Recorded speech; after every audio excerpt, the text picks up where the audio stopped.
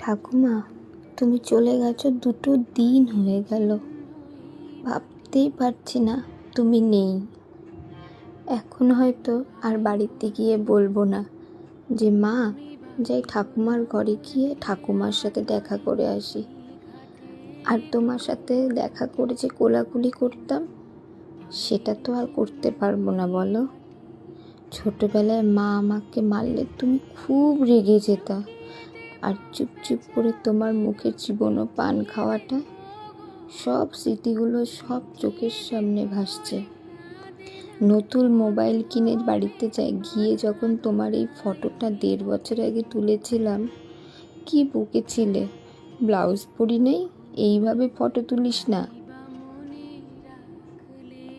খুব মিস করছি তোমাকে। তুমি যেখানে গেছো সেখানে খুব ভালো থাকো।